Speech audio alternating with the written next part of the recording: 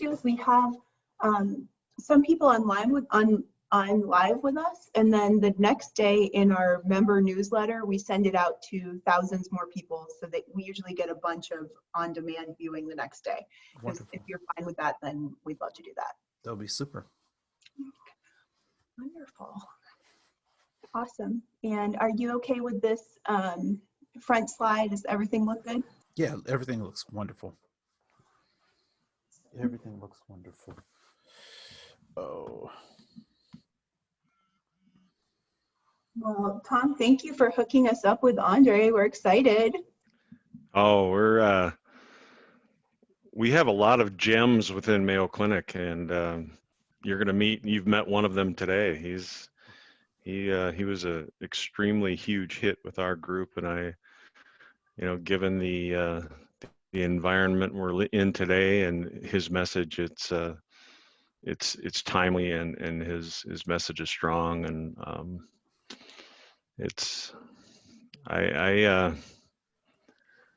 I see invitations coming his way. How's that? Now nervous. I wasn't nervous before. I think that if Amanda, if there's when we have the ability to get together again, if there's tracks that might be available for the annual conference in these topics, and I'm not speaking for Andre, but Andre, we have an annual conference at the American Ambulance Association. This year it was supposed to have been in Las Vegas. That obviously got canceled. Next year it's in Dallas. And we usually get 700-800 people. Oh, wow. In that neighborhood, somewhere in there. So it's a good conference. Lots of great topics, and it's leadership of services from across the country. That is wonderful.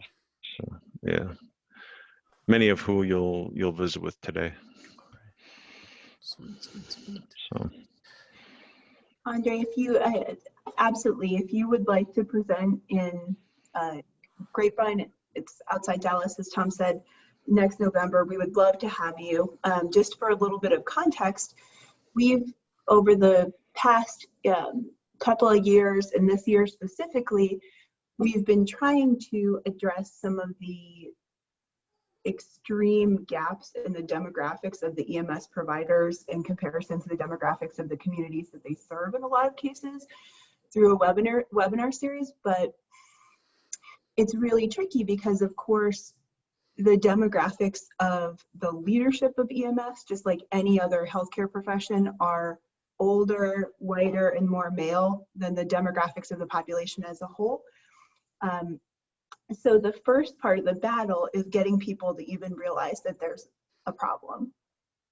And so I don't know if you are familiar with the EMS statistics specifically, but for only 5% of new EMTs are Black, versus 12% of the population, and only 13% of new EMTs are Hispanic versus 18% of the population. And then only 35% of new EMTs are female versus obviously 51% of the population. And it's even more extreme when you look at paramedics, like the next level of certification. So you being willing to talk to our group of EMS leaders, which are primarily going to be boomer white guys, mixed in with some HR managers, is really incredibly generous of you and super duper helpful. Well, so the statistics that you just read off is true for physicians as well. I mean, almost. Oh, really? Almost to direct parity. So, so that's important. And I also think it's really weird that we don't do more education in schools, right? So, I always knew firefighters. When I was a kid, it was, firefighters, ambulance drivers, and EMTs as like these holy grails. But I don't recall any of them ever coming to my school in elementary, junior high, or high school, other than the safety tips, right? So they do the safety tip, but never as a career to do things. And even as a young adult, I had a friend who was a EMT, and he was a great guy. He was like, "You could do this too," and I was like, "Really?" He was like, "Yeah," and I don't know why, it just seemed mystical to me, right? Like. So I think a lot of times it's not that people don't want to, we just don't talk about it. We don't encourage it. And I'm really on this push. So I have a 4-year degree, but I'm really on this push for looking for alternatives to alternative pathways to really good jobs and really good long life careers. And so so yes, I'm glad to be here. Thank you for helping with me with that. And it's really not a problem, it's a challenge, and it's one that we have to decide to face, so. Hey, if I can offer one thing, Andre, you mentioned ambulance drivers. If you want to turn off our crowd real quick, call them ambulance drivers. That's why I said when I was a kid back in the 70s, that's what yeah. No, Yeah. no, I'm, my I forgot what we call our janitorial staff, right? Like, we don't do that. That's not, whatever, but yes. No, I hear you. I'm not turning anybody off today. And I think I'm going to say too. One of the roles I fill within our organization is I'm the company's representative to labor relations, and so I negotiate contracts on behalf of the organization.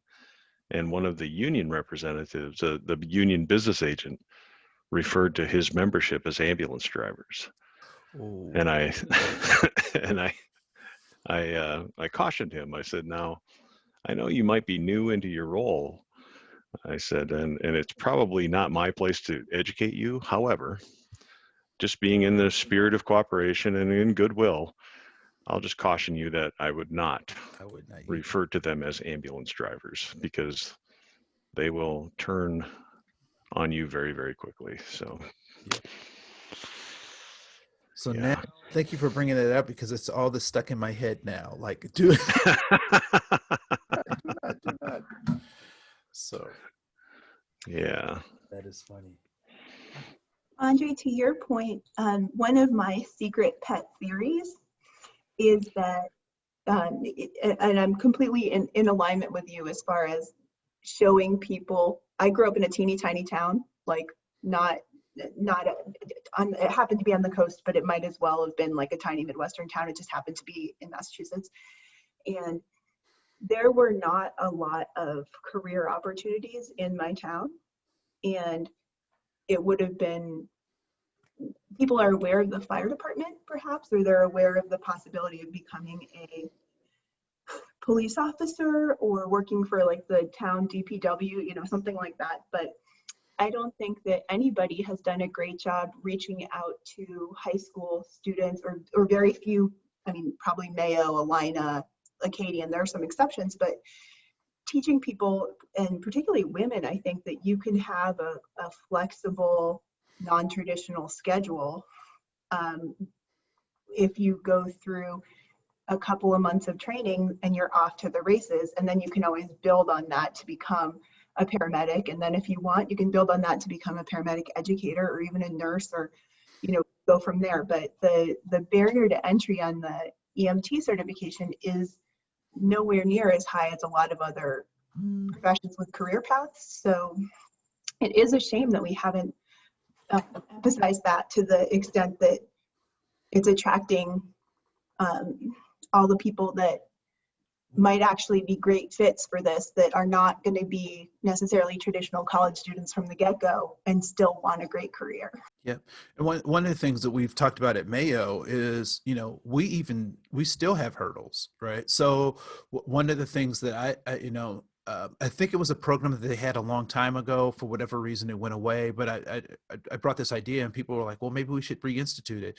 But one of the things is reimbursement. So the people who need education the most, oftentimes, are the folks who are least financially able to secure it for themselves, and so they rely on employer programs or whatnot.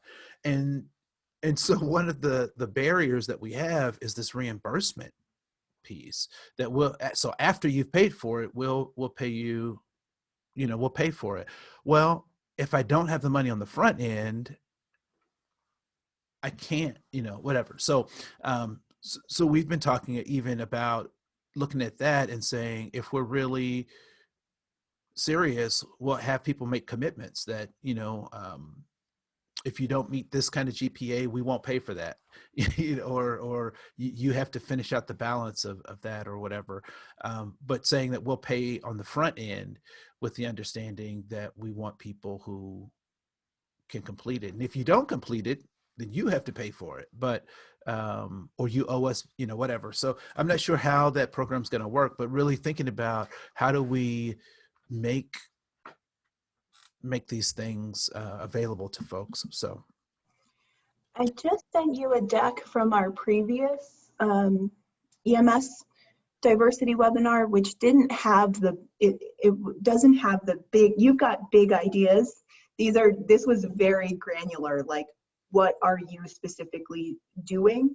So it was very focused on what other services are doing. And so we do have a few really good examples there, if it's helpful to Mayo at all, of services that pay for people to get hired as like techs to like clean the ambulance, and then they pay for them to become EMTs if they keep working. And then if they keep working, they get paid to become paramedics, so that as long as they continue to serve in the one rung down job, they'll continue to pay for continuing ed. And it seems to be helping a lot in cities with diverse populations. So for example, we've got Bell Ambulance in Milwaukee is doing a really good job with that. So they're engaging high school students, and surprisingly, the majority of the people that signed up were Black women, like 18-year-old Black women signed up for this, and that's the majority of who made it through their first iteration of this program. So it's like a small pool, but a great success from their perspective. So I did send you that deck in case that's helpful at all. Wonderful, wonderful. No, that'll be super. Because as we look at this stuff, we have to do stuff that differently, because we have to do it differently. So. Wonderful. Well, we just got a few more minutes here before we get started. Thanks for signing on early. Like, if you sign on right before, then something always goes wrong. If you sign in early, then everything goes great. It's just one of those things. So we'll go live at like 1:59, just so people can populate in from the waiting room. I'll say, hi everybody. There's a slide right after this one where we tell them how to ask questions. And then I will turn it over to Tom. And Tom, is your current title, are you compliance officer or regulatory officer? I'm the regulatory officer. Regulatory officer. Thank you. And I am Andre's kind of conduit into this industry. So I'm his introduction into the world of EMS, I guess, outside of Mayo Clinic. Yeah. There. And we are so grateful that you are. He's Obi-Wan Kenobi. Yeah. Yeah. About your father. Yeah. I'm not quite as hairy, I don't think, but maybe. I don't know. I always thought that was interesting that Obi-Wan never like broke it down to Luke. Like they're doing all these galactic travels. You would have thought he would have sat him down and said, look, let me just tell you about your dad.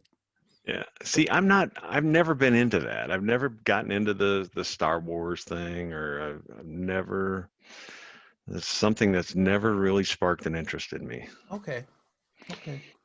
I don't know why. I just never, I mean, there's people who work with Mayo Clinic Ambulance who are just, they're the wizards. They know all the weird trivia questions about all that stuff, and you know, good for them. That's awesome that they have a passion about that stuff. That's wonderful.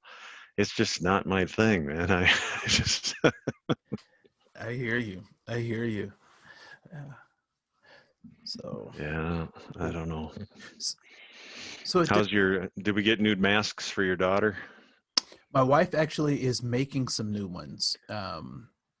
So my daughter was storing her her masks in her desk at school, and they got mold.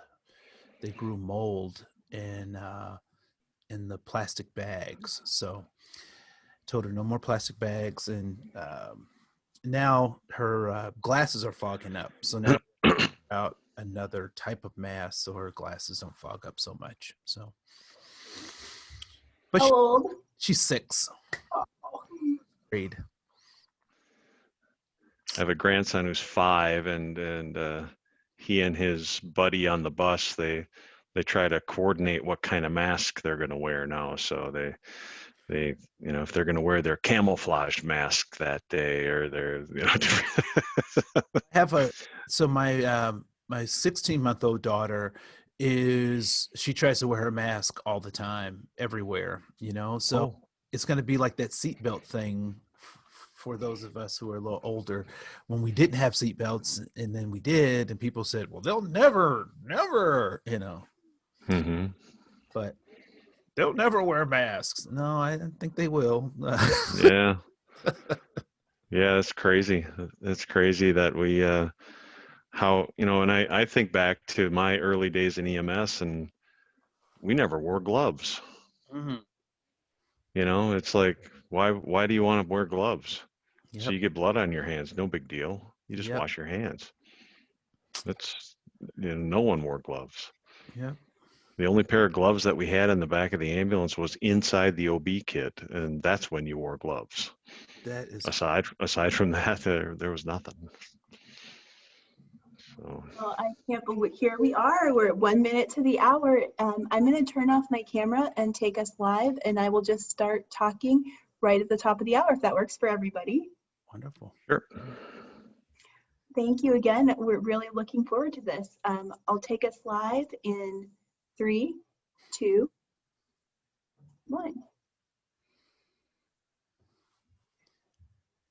I am so excited.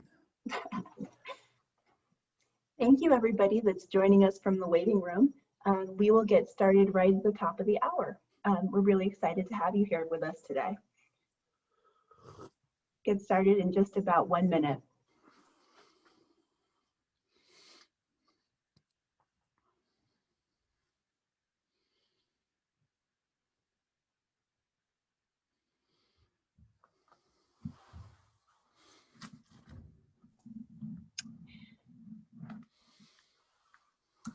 As the waiting room lets people trickle in, we'll get started in just a minute here.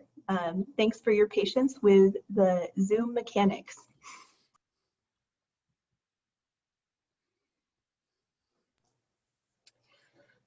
Okay, I see we have some other folks that will be joining us shortly. Their waiting room is letting people in slowly, but in the meantime, we'll get us started here.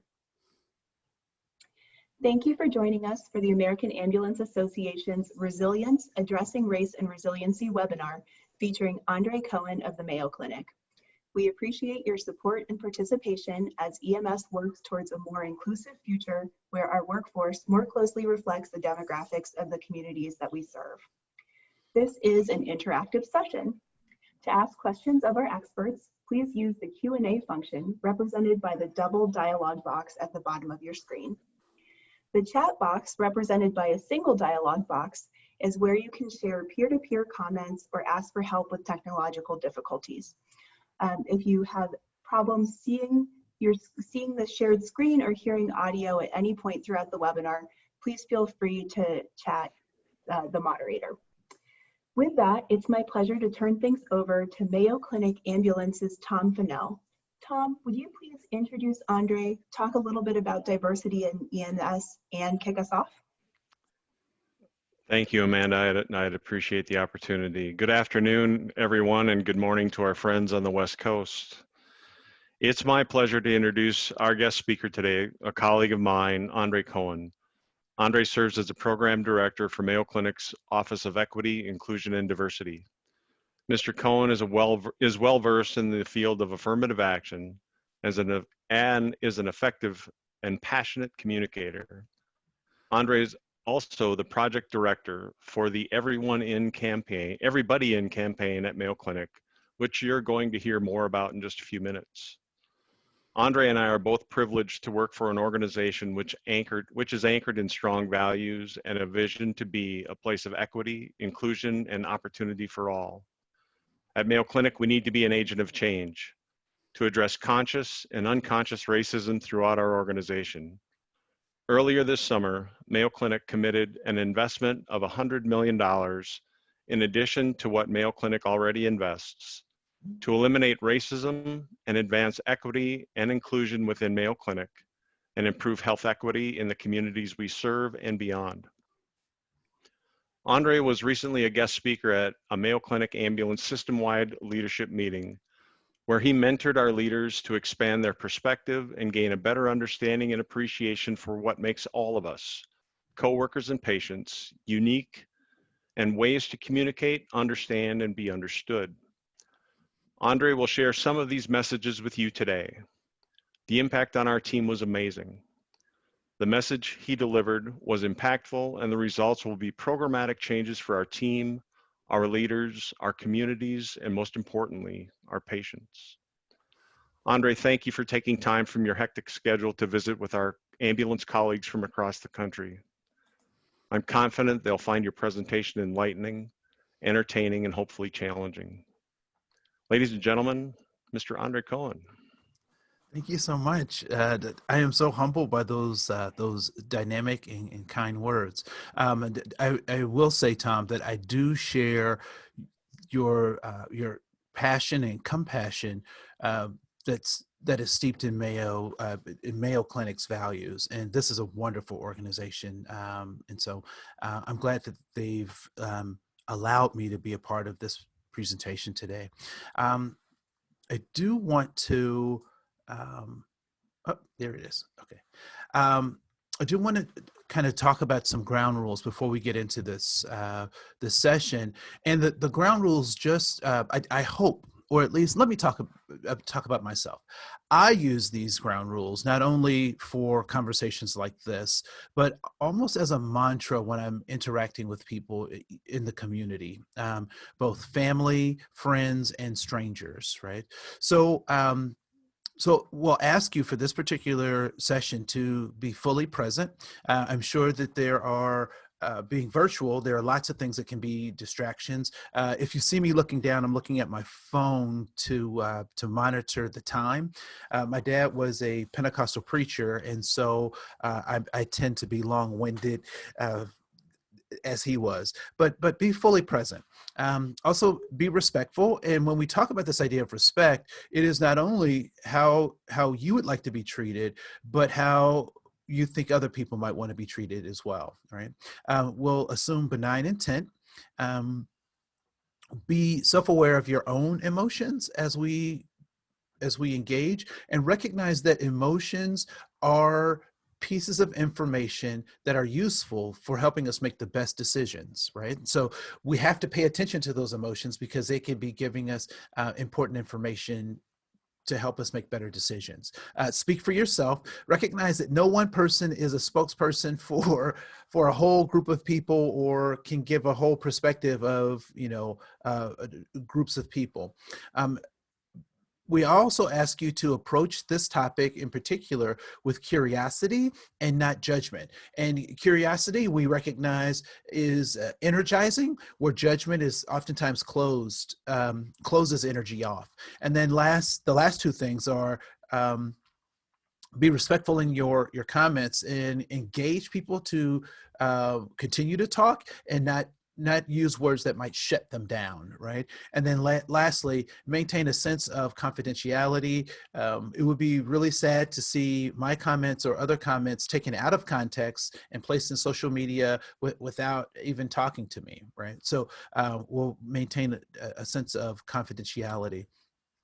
So one of the things that is a real spark for the work that we're doing at Mayo Clinic is the Everybody In campaign. And Tom talked about it a little bit, the commitment that we've made to eradicating racism. If people say, well, you can't eradicate racism, I would say that is certainly an aspiration that we have, and we have proven that other illnesses, if you will, we can actually mitigate those with some of the tools that we're thinking about in terms of being strategic in addressing racism head on. And so I'll talk a little bit more about the Everybody In campaign. So the campaign has basically 5 goals. One is recognize our organizational goals. So Mayo's Clinic is for a more diverse and inclusive and equitable organization free of prejudice and racism. We want to reflect the diversity of our patient population, so we must work to do that. So that won't happen on its own. So we have to be proactive to do that. We also want to make sure that we're available for the underrepresented, right? And so those folks who are marginalized in society, that we want to make sure that we're available with the best resources and science that we have to help solve those health crises. We're looking at building diversity at the top, so we must make opportunities available so we can increase the proportion of women and minorities in senior leadership. What we recognize that is that in many organizations, and we'll talk about fault and responsibility a little bit later, but what we do recognize as a fact is that many of our organizations, top leadership typically happens to be male and white in a number of categories or a number of industries across the board. And so the question is, what do we want to do about that? And we'll talk more about why we might want to take that on in just a bit. And then we want to lead in healthcare. We must own our leadership role in the healthcare industry by identifying and eliminating health disparities and promoting health equity. And so these are some of the reasons or the ways in which Mayo Clinic wants to assure that everybody is in. And so, as a part of our DNA, one of the questions that we oftentimes ask, so our DNA, so to speak, is culminated in this phrase, rich ties. So we oftentimes talk about our rich ties value, and respect, integrity, compassion, healing, teamwork, innovation, excellence, and stewardship. And in many of our conversations, we ask the question, do any of these rich ties values, are they compatible, or is racism, does that fit within any of these rich ties values? Does sexism, heterosexism, does xenophobia or other isms, right? So the inability for people with disabilities to participate in our programs and services, are those isms congruent with our rich ties values? And overwhelmingly, the answer is no, they are not congruent with our rich ties values. And so when we think about, particularly in this conversation about racism, is there a reason we should not address racism? Is there a reason we shouldn't engage and try to eliminate that, in this metaphor, that illness, right? So that's something we oftentimes talk about at Mayo Clinic. And so I want to talk a little bit about this idea of resilience or resistance. Now, will people have the ability to turn on their microphones in this webinar series? Do they have that ability? If you'd like us to, we could ask people to chat, and then we can individually unmute them if they'd like to speak, if that works for you.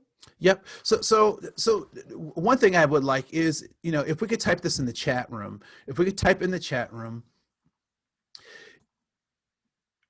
what is resilience? So first of all, just type in the chat room what you think resilience is, or what definition do you use for the concept of resilience?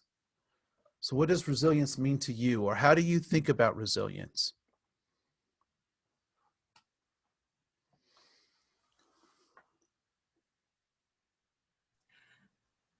It's a comeback strength. You bounce back. That's good, Millie. Scott Moore says it's an individual's ability to rebound from adversity, the ability to withstand adversity. Looks like David shared with us that he believes it means stamina. Stamina. Oh, that's great as well. Stamina. The ability to keep going despite challenges. I like that, Michelle. Ron said the ability to withstand adversity. Perseverance. Is that Yoko? I'm sorry if I mispronounce your name. Yoso.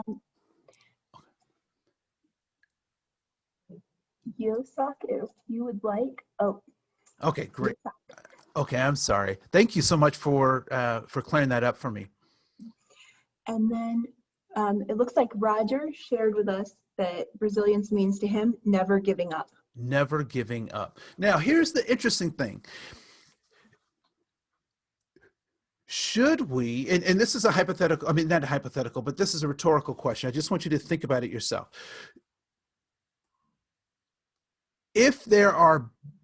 Should we get used to bad situations, right? So I remember when I was young and I lived in an apartment and had a really good landlord, but I didn't want to bug the landlord, right? I didn't want to bug the landlord. And there was a crack in the tile. And, every so often I'd walk barefoot and it was like some linoleum kind of thing. And either my sock or my foot sometimes would get caught in this crack. And the funny thing is, after a while, I didn't even notice the crack anymore. And so until one day, one of the maintenance guys came in, he said, "Hey, there's a crack here." I was like, "Oh yeah, I meant to talk to you guys about that." Right? So one of the things, I want us to think about is, do we need to become resilient to flawed systems? Do we need to become better adapted to flawed systems? And the flawed system that I'm referring to is like this racism. Should it get to the point, or is it at the point where it's just, well, it's going to be that way? I just have this thing going on with me. And so the next question that I have is, when does change need to happen? And I would say certainly change needs to happen when I'm no longer helpful, right? When the context that I'm working in is no longer leading me to my goals or to success. And so is it better to survive or to thrive?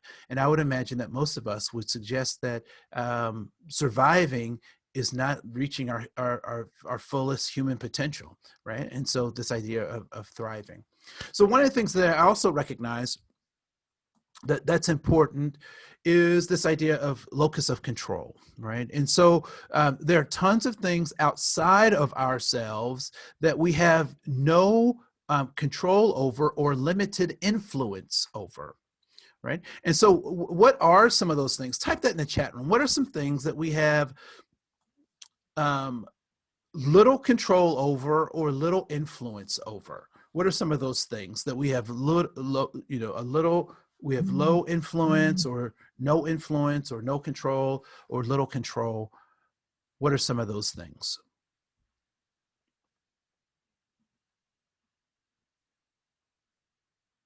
The weather, that's good. Many physical appearances, yeah, right? Unless you have like lots of money, you can change anything, it seems, right? The behaviors of others, we don't have a whole lot of influence or control over other people. The way others think about us, absolutely, absolutely. Others' actions, others' outside influences, family of origin, right? I did not choose my parents because I would have picked people with more money. Let's see, what else? Others' actions. Cool. So I think you get that idea that there are all of these things that we have no control over, or no control, no influence, low control, low influence. And so so we have choices, right? So those outside influences can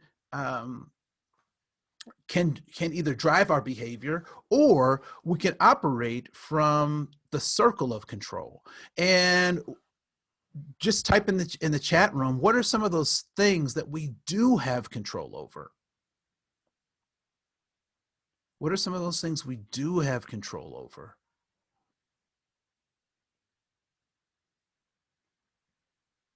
What do we have control over? Our behavior, our actions, ourselves, our attitudes towards others, our thoughts and our actions, our emotions.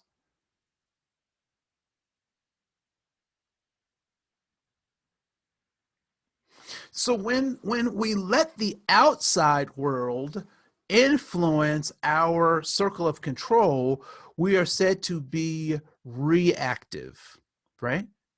Reactive. But when we operate from our circle of control, we are proactive. We are proactive.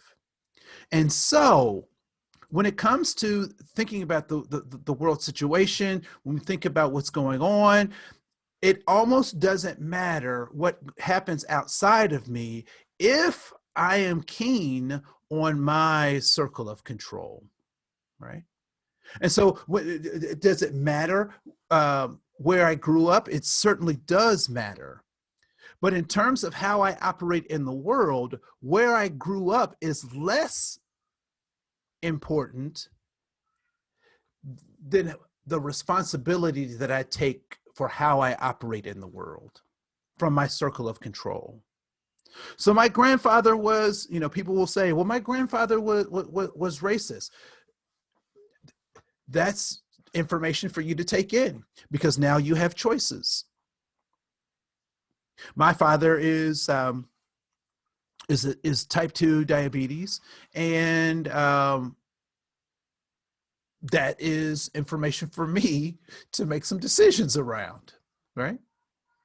So my level of exercise, the things that I need to do, and I have these predispositions, and there's some certain things that I can't necessarily avoid because of my genetic makeup, but there are certain things that I can do to stave off, that I can use as an antecedent to make sure that that I don't succumb to or I diminish my exposure to diabetes, right? And so where you come from, how you grew up, where you were raised, those things are important, but they're less important than what kind of person are you going to be. I think one of the travesties that we have in our society is that we ask young people, well, what do you want to be when you grow up? And if we're in a live session, I have people raise their hand if they've heard that.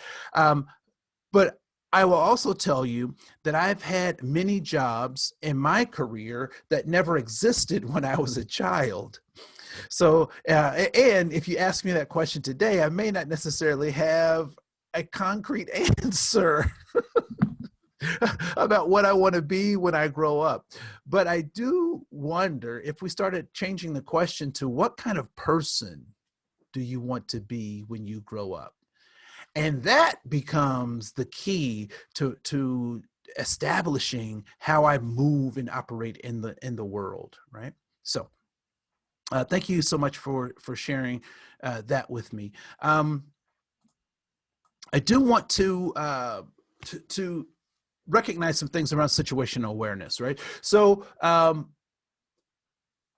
I know that when I'm in my community, there's a certain kind of way that because I now live in suburbia, and I grew up in urban suburbia. It was kind of like this whatever borderline kind of community, and so I always had to be aware of my situational awareness.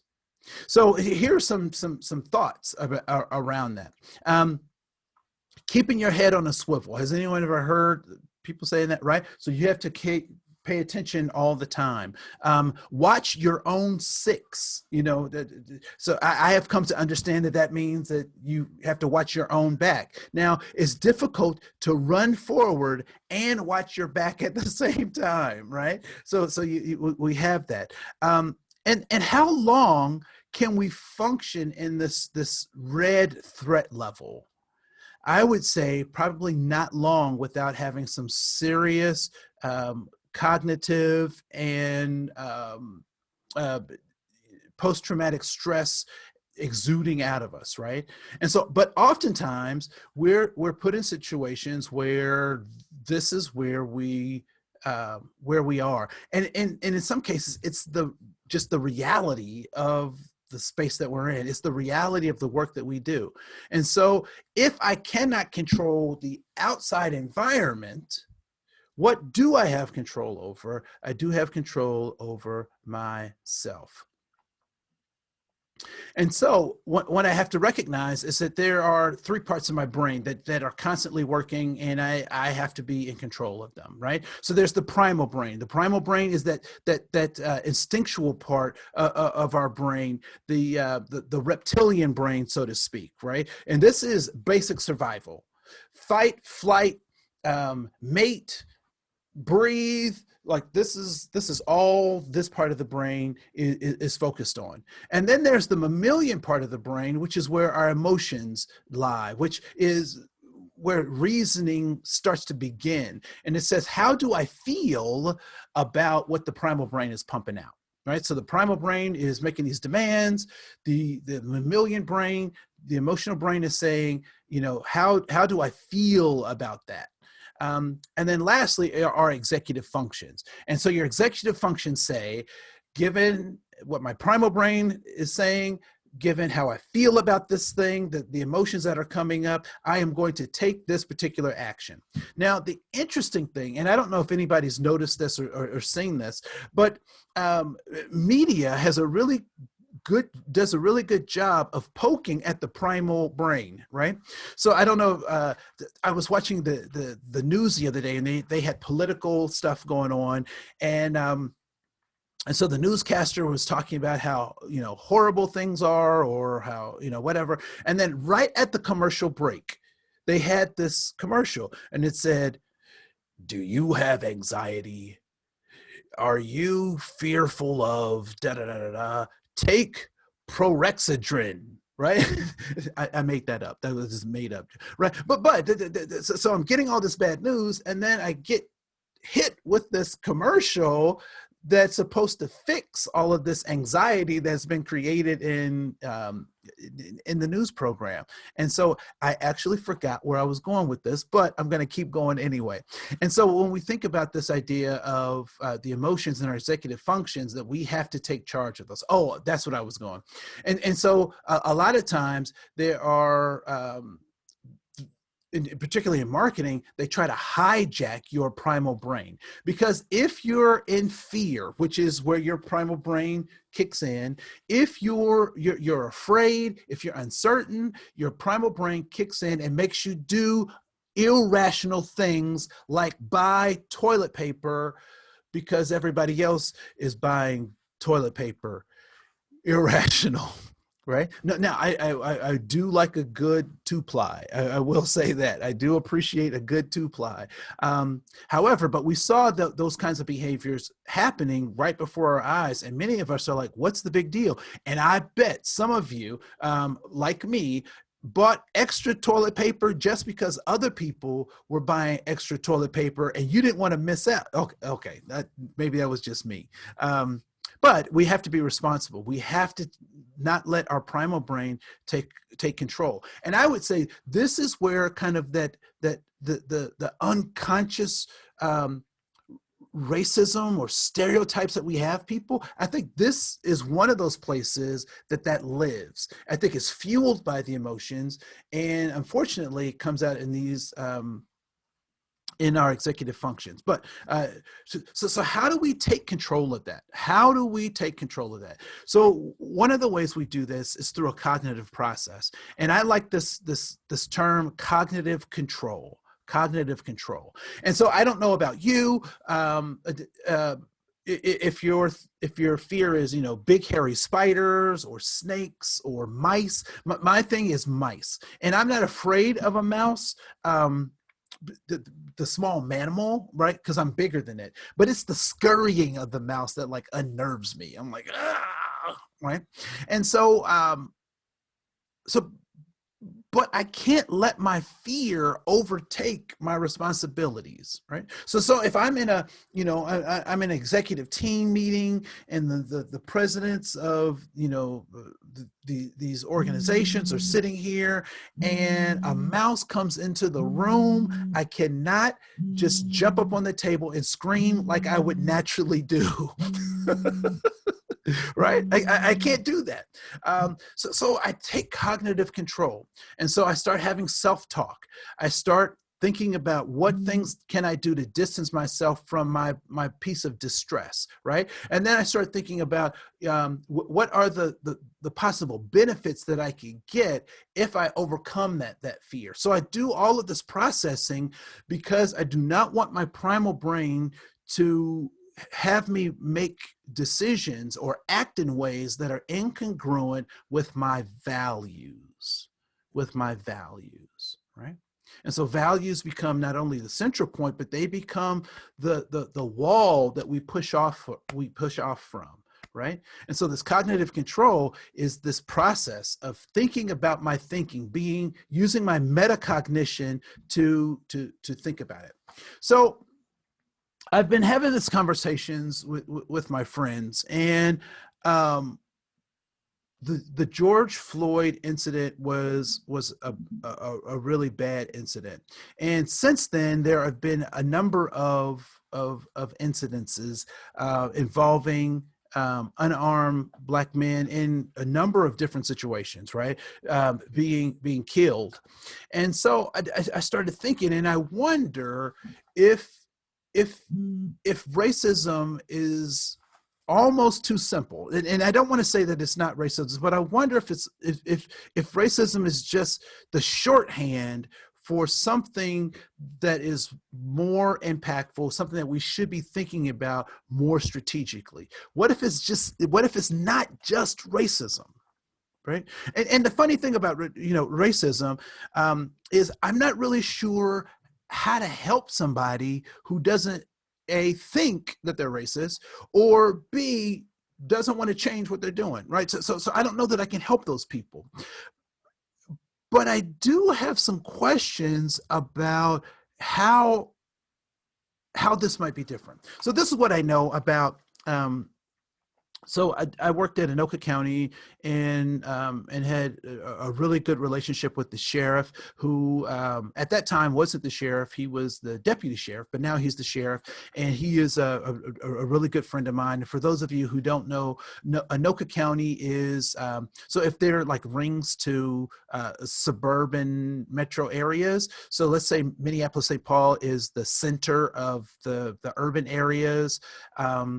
Anoka County, that would be like the first ring outside of the major metropolitan area, right? So some parts are urban, a bit urban, and then other parts are suburban, and then other parts are rural. So it's kind of a big a big space. And so, so what I know about the process, and I've talked with the sheriff about this, I've talked with other law enforcement officers about this, and I know you all are not law enforcement officers per se, but as first responders, you kind of get lumped into the whole gambit, right? So in a lot of cases, people don't necessarily see the difference between your badge and your uniform and other first responders.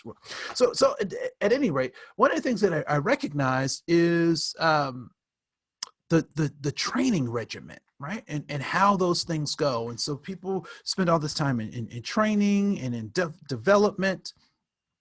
And I appreciate that. Yes, thank you for giving me the demographics of Anoka County. And so Sheriff Stewart and I were talking one day, and we were talking about the regimen of training. And one of the things that I recognized in our training was that the night shifts were the hardest shifts. I mean, the stories that people would tell about what happened in those night shifts, and in my investigation with law enforcement across the board, is what I found is that we have some really interesting practices. That the youngest people, the newest people to the organization, oftentimes get the toughest shifts. Right. So there were a lot of officers who were new that ended up on these night shifts, and it would just be some of the zaniest stuff, the stories I would hear of what would happen, and that the goal in some ways were for the folks who had higher skills, more seasoned. They would want to work the easier shifts. The same thing happened in the classroom, right? So part of so I taught middle school, and I would have stayed in middle school if we had a different way of thinking about education, right? So to make more money, to rise in a school district, I had to leave the thing that I was good at doing to do something that I wasn't as good at to get more money. So I had to leave the classroom to go into administration to make more money. And I think that's very interesting. And so I wonder what happens when we have people who are individuals who are in these really tough situations, who may not necessarily have the skills or are developing the skills. They are developing the skills to deal with these really hard things. I wonder what that does to someone day after day. And I wonder if our enemy isn't so much racism as much as it is cynicism. Cynicism. I wonder what role cynicism plays. I'm just going to check the chat room really quick. Yes, please. Roger, please. I'm open to a question.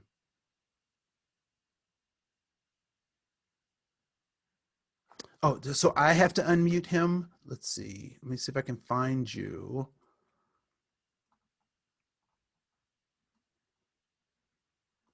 Yeah, I'm not quite sure how to find Roger to unmute him. So let's see. Am I unmuted? You are unmuted.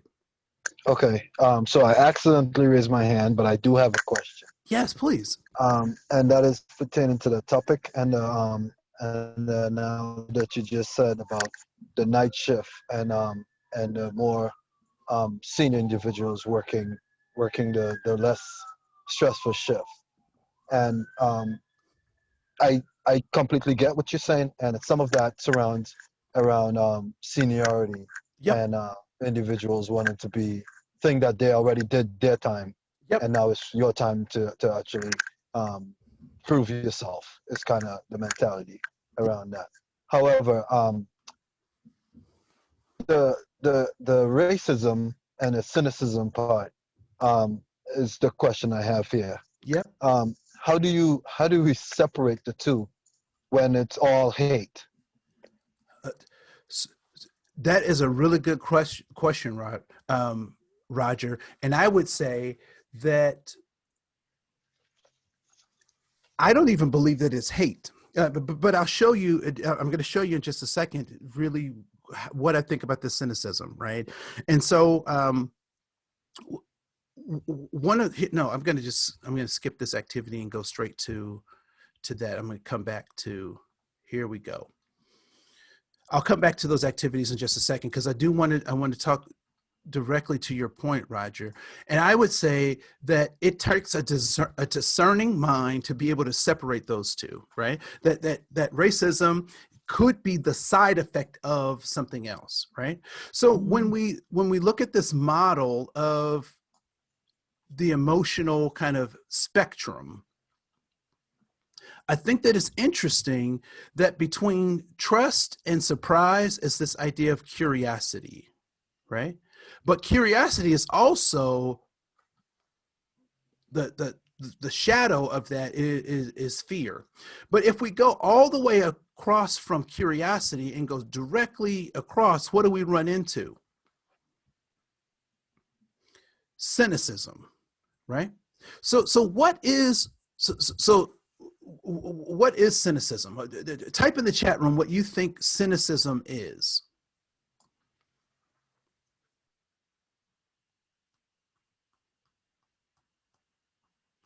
What is cynicism?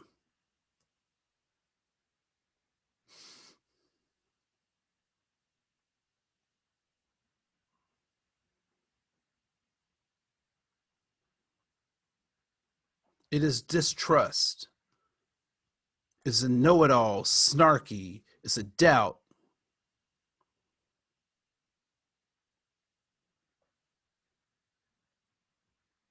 Skepticism.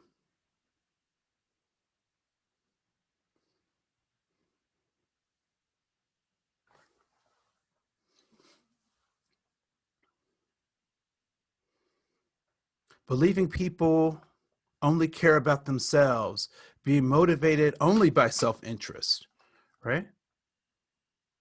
So when we get to this part of cynicism, now, as first responders, part of what you see on a regular basis is often not the best that we have to offer as human beings. Nobody calls first responders for situations that they have control over. They typically call because they don't have control over it. They're things are out of control, right? And so we oftentimes see all of those things. And if we don't, and this goes right to Roger's point, how do we separate racism from cynicism from hate? Well, if we look at the larger circle connected to cynicism is anger.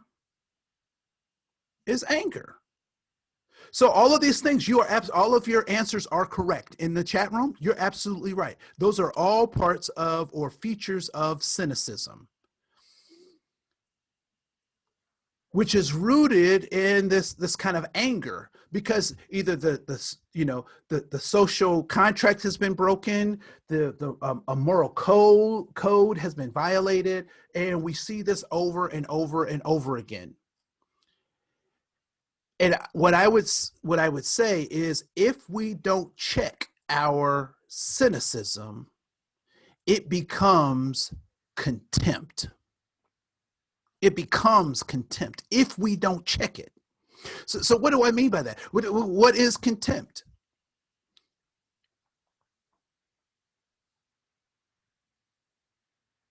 What is contempt?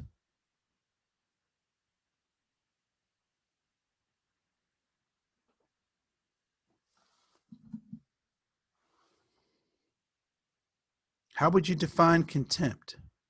Snobbery,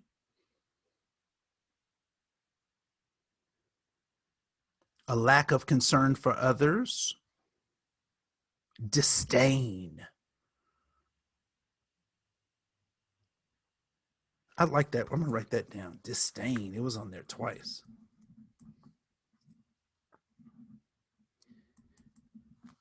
Beneath consideration.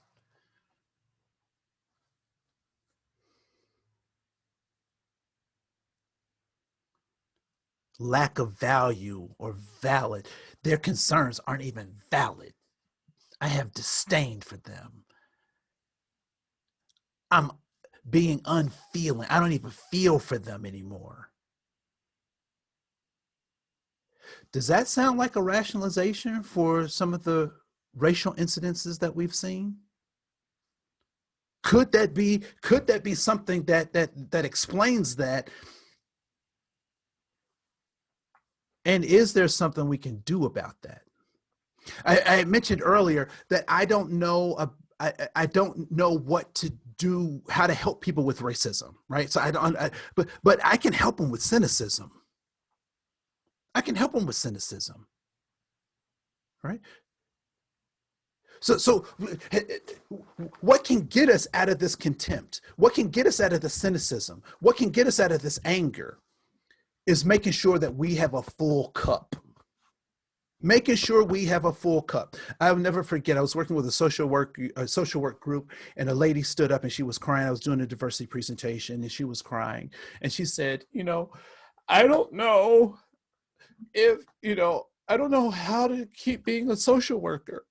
I have families that don't have food to eat and their children are, in bad situations. And my husband wants to go out to dinner. And I'm like, how can I go to dinner when there are these people who have this stuff? And so she said, what do I do? I said, ma'am, go to dinner with your husband.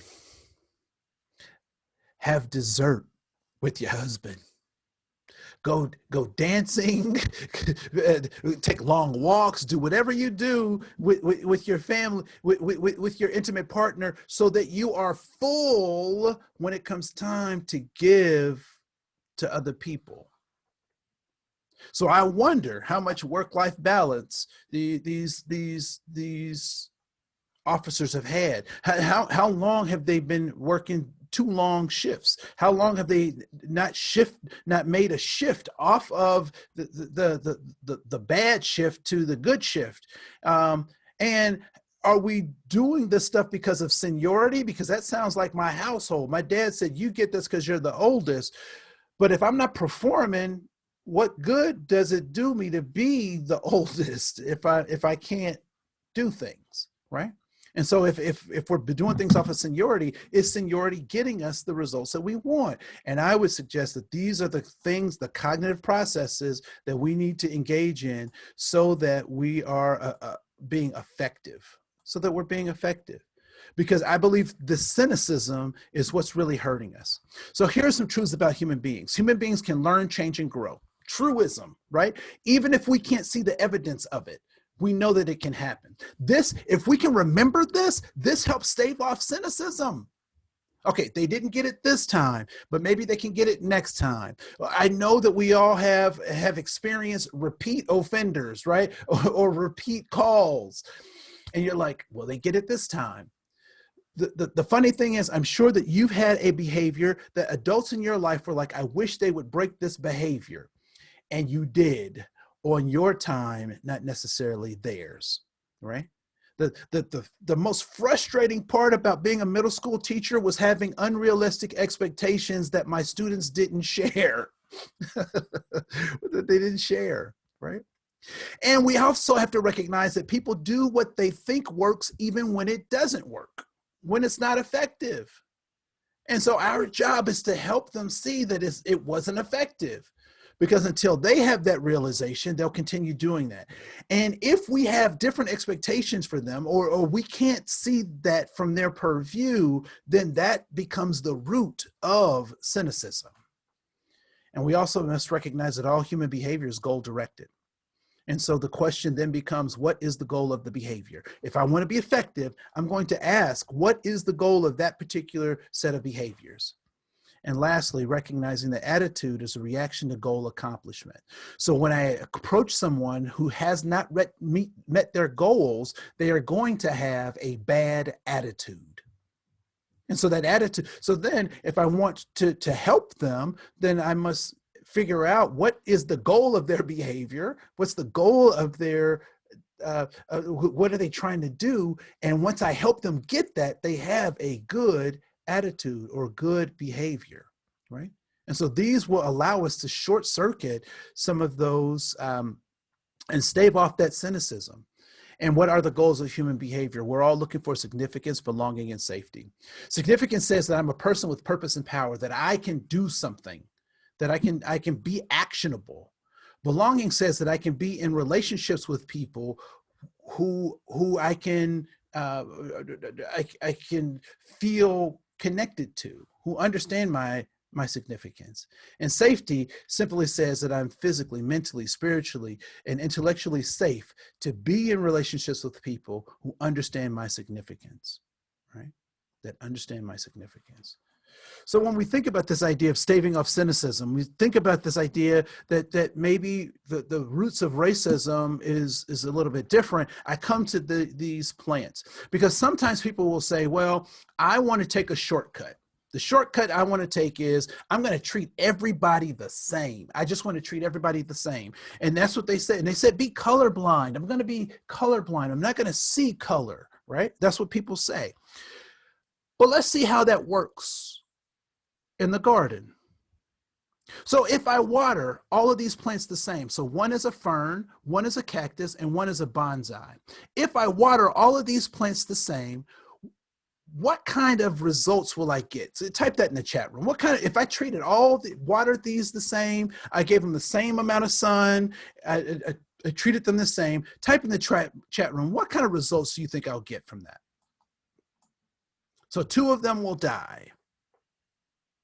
It'll be disastrous.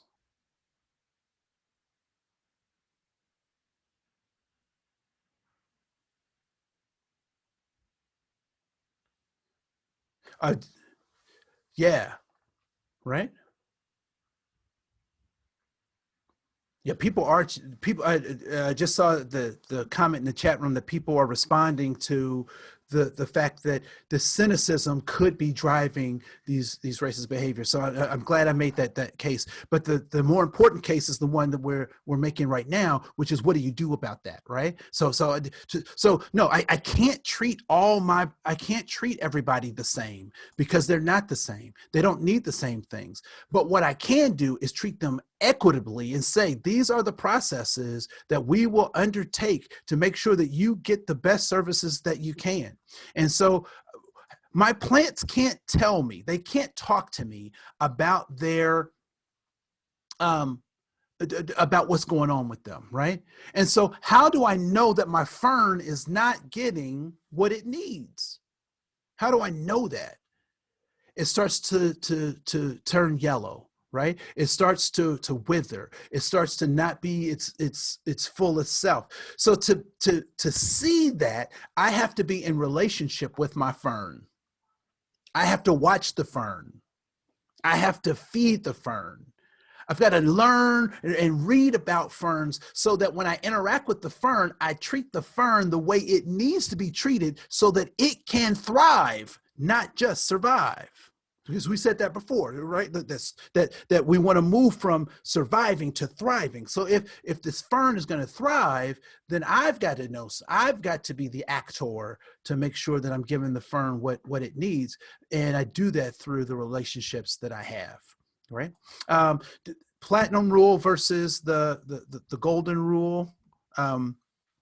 We'll talk more about that in just a second. The last thing I'd like to leave you with as we start to kind of look at winding up our time is the 4 agreements, right? So first, be impeccable with your word. Do not take anything personally. Recognize that the people that we're engaging, that we're talking with are out of sorts in a number of ways, right? We're not seeing them at their best. We're not seeing them with their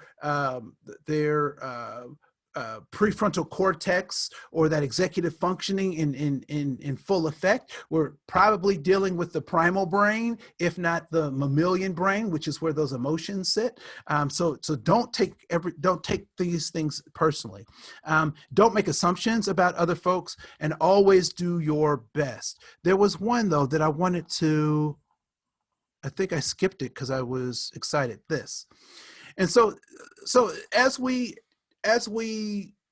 kind of wind down this conversation, I want to give you this allegory, and I want you to help me with this allegory, right?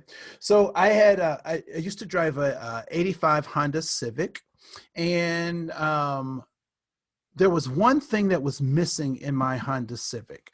And can anybody guess what that might have been? The thing that might have been missing in my Honda Civic? It was a cup holder, right?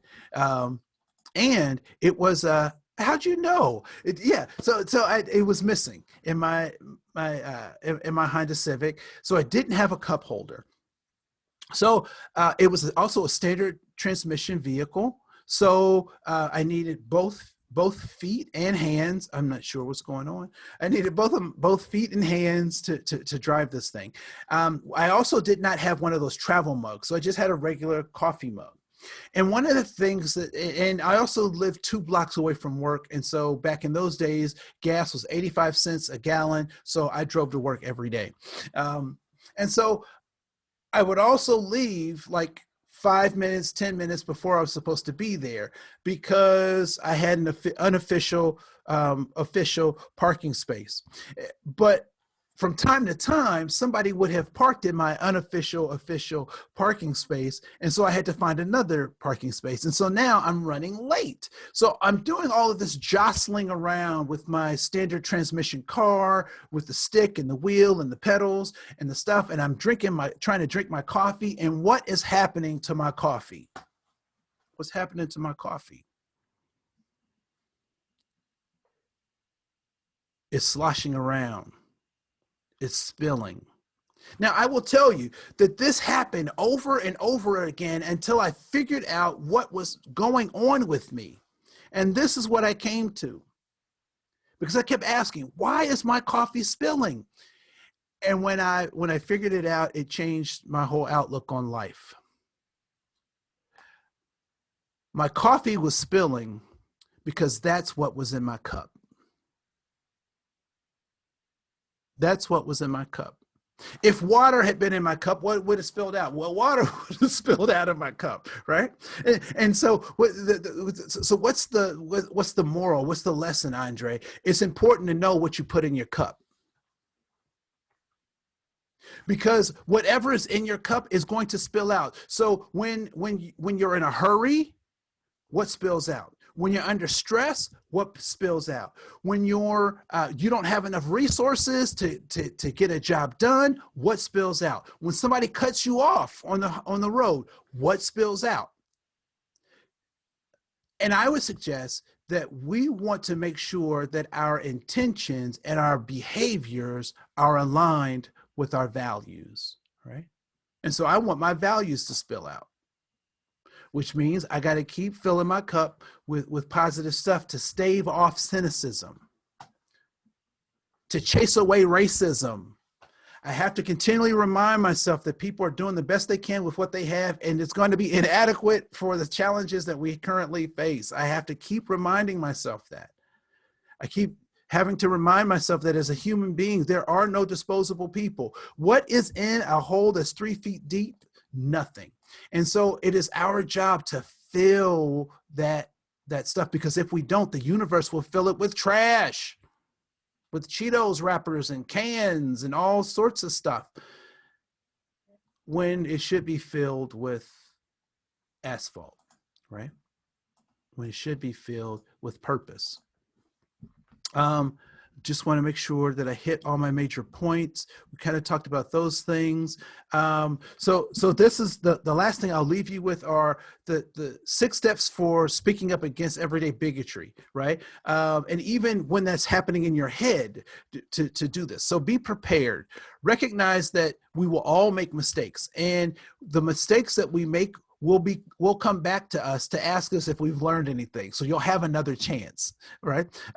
When you're dealing with people, identify their behaviors. There's an old adage, love the sinner, hate the sin, that kind of thing. Appeal to principles, set limits, be an ally and find an ally.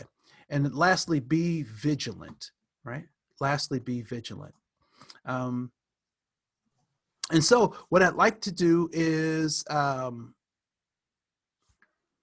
I'd like to do is just open up the floor for some questions and comments. And thank you so much.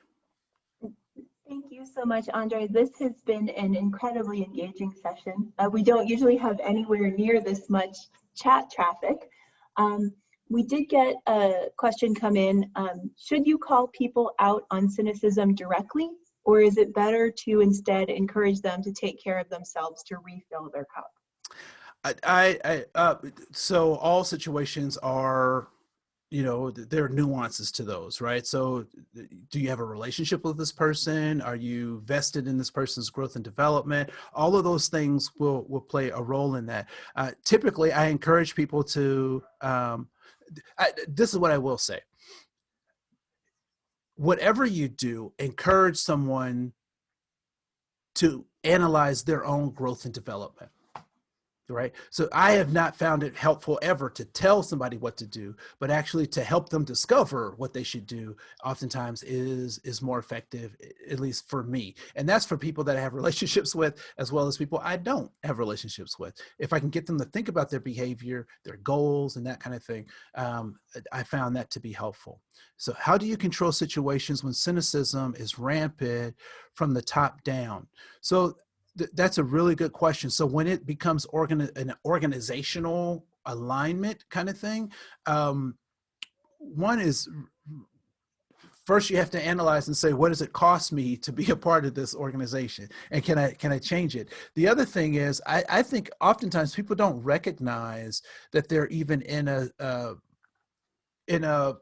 cycle of cynicism, which is why the goals and values of an organization are important. And I would say if we can bring people back to focusing on those things, and the more we focus on those things, cynicism can't stay around when we're focused on that. So even from the top down, I would say go back to values to help drive and clarify what we're doing in the first place. Are there a few examples of values that you or Mayo find effective in reducing racism? I would say as the concert of all of them, right? And it's not unique. It's not unique to Mayo. I think it's having values and holding people accountable to those values that actually is the process of staving off the cynicism, not necessarily what the values are. Right? I think it's the process of having them, having everyone understand what they are, and moving towards those, as opposed to the splintering effects that cynicism and racism oftentimes can have. These are great questions. Okay, it looks like we have arrived almost at the top of the hour. Again, Andre, we have been so incredibly grateful for your time and thought and insights today. Tom, before we sign off, did you have any closing comments? I too would like to thank Andre for venturing into this world of EMS. He really gave us a lot to think about when he presented to our group, and hopefully he has done the same to this larger group from representatives from across the country. Andre, thank you for sharing your message. We certainly look forward to hearing more from you in time, and you and I will continue to communicate on some things that that I'm working on within our organization as well. So thank you so much. Thank you. I'm humbled, and I hope that you have some things that can help you as individuals in your organization. So thank you. Thank you again, Andre and Tom. This has been absolutely phenomenal. To everyone that is calling, texting, and emailing me, the recording for this session will be included in tomorrow's Daily Digest so that you can play it back to watch it again, as well as share it with your colleagues. So thank you again to our participants, to Andre Koen and Tom Fennell from Mayo Clinic, and wishing everyone a wonderful rest of the afternoon. Thank you again.